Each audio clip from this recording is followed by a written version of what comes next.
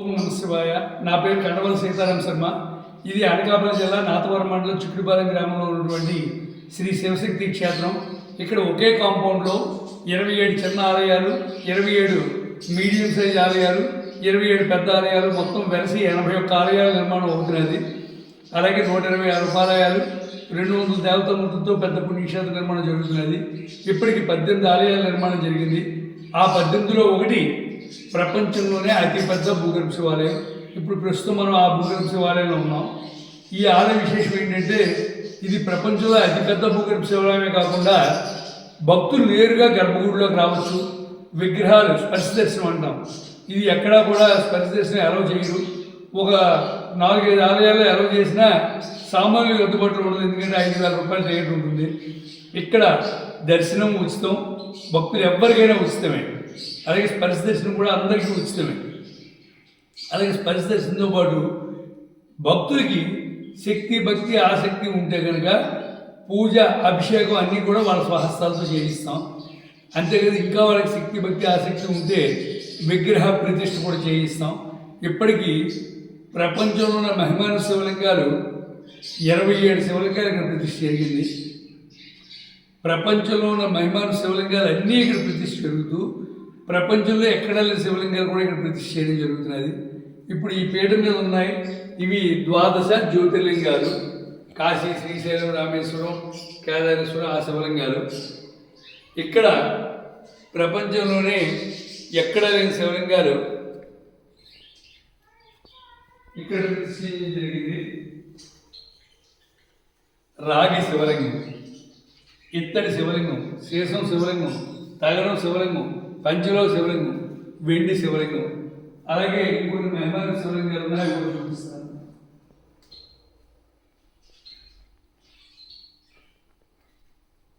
అత్యంత మహిమాన్వితమైన శివలింగాలు ఇదొకటి. ఏంటంటే ఇది టెక్కల దగ్గర నరసనపేట అని ఉంటుంది. ఆ రెండింటి మధ్యలో కొద్ది లోపలికి వెళ్ళాలి. శ్రీముఖలింగం అని ఉంది. అక్కడ సంతానం కోసం పూజ చేస్తే సంతానం కలుగుతుంది ప్రతిది. కాబట్టి ఆ శ్రీముఖ శివలింగం ఇక్కడ తీసుకొచ్చి ప్రతిష్ఠించాం. ఇక్కడ లింగానికి ముఖం ఉంటుంది. ఎక్కడ లింగానికి ముఖం ఉండదు, ఇక్కడ ముఖం ఉంటుంది. అది ఈ లింగం తరగతి ప్రత్యేకత. ఇది ప్రపంచంలో ఎక్కడ లేని ఏకైక మొట్టమొదటి ఏకముఖ శివలింగం. అక్కడ లింగానికి ముఖం వస్తే ఇక్కడ లింగం బదులుగా శిరస్సు వచ్చింది.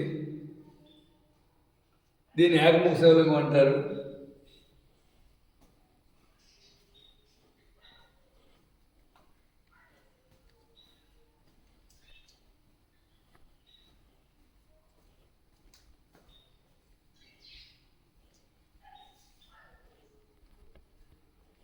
ఇది మరో అద్భుతమైన శివలింగం. మొదటి శివలింగం లింగానికి ముఖం వస్తే, రెండో శివలింగానికి లింగం బదులు ముఖం వస్తే, ఇక్కడ లింగం బదులు తల వచ్చింది. ఆ తలలో సగం శివుడు, సగం పార్వతి. ఇది ప్రపంచంలో ఏకైక మొట్టమొదటి అర్ధనారీశ్వర శివలింగం. శివుడు అంటే అర్ధనారీశ్వరుడు. కానీ మన దురదృష్టం ఏంటంటే అర్ధనారీ శివలింగాలు ఎక్కడా లేవు. ఇదే మొట్టమొదటిది.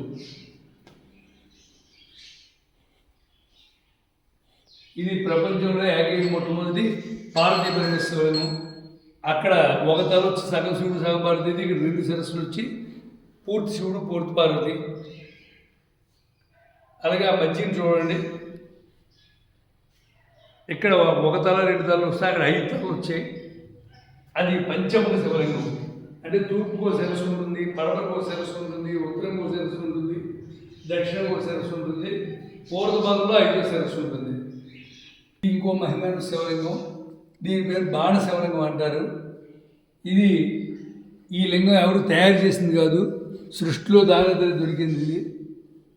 ఇది నర్మదా నదిలో ఓంకారేశ్వర టెంపుల్ దగ్గర దొరుకుతుంది ఈ స్టోను.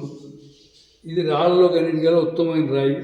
శాలిగ్రామం అంటే విష్ణు స్వరూపం, బాణశిల అంటే శివస్వరూపం. ఇది బాణశిల. ఇది 10,000 రుద్రాక్షలతో చేసిన రుద్రాక్ష శివలింగం. ఒక రుద్రాక్ష అంటే శివుడు కంటి నుంచి గారి నీటి బిందువు రుద్రాక్షగా మారిందని చెప్తారు. అంటే రుద్రాక్ష అంటే శివుడు ఆత్మలింగంతో సమానం. అలాంటిది 10,000 రుద్రాక్షల సాయంతో శివలింగం తయారు చేసాం. అంటే ఇది ప్రతిష్ఠించుకున్న వాళ్ళు 10,000 శివలింగాలు ప్రతిష్ఠించుకున్న పుణ్యం పొందారు. అలాగే దీనికి ఎవరైనా నమస్కారం చేసుకుని పూజ చేసుకుంటే 10,000 శివలింగాలకి దండం పెట్టి పూజ చేసిన ఫలితం వస్తుంది. అది ఈ శివలింగం ప్రత్యేకత. ఇక్కడ ఒక్కొక్క శివలింగానికి ఒక్కొక్క ప్రత్యేకత ఉంది. ఇది స్వయంభూ శివలింగం. 2వ శ్రావణ శుక్రవారం మధ్యాహ్నం 3:30కి ఇక్కడ శివాలయం కోసం తవ్వుతుంటే శివలింగము, 3వ శ్రావణ శుక్రవారం మధ్యాహ్నం 3:30కి నందీశ్వరుడు దొరికారు. ఈ 2 స్వయంభూ శివలింగం, స్వయంభూ నందీశ్వరుడు. అలాగే ఇది మరో అద్భుతమైన మహిమాని శివలింగం. ఏమిటి? ఆవుల్లో కల్లా శ్రేష్టమైనది నాటు ఆవు, దేశవాళీ ఆవు. దేశవాళీ ఆవులు అంటే హెచ్ఎఫ్, జెర్సీ ఆవులు పనికిరావు.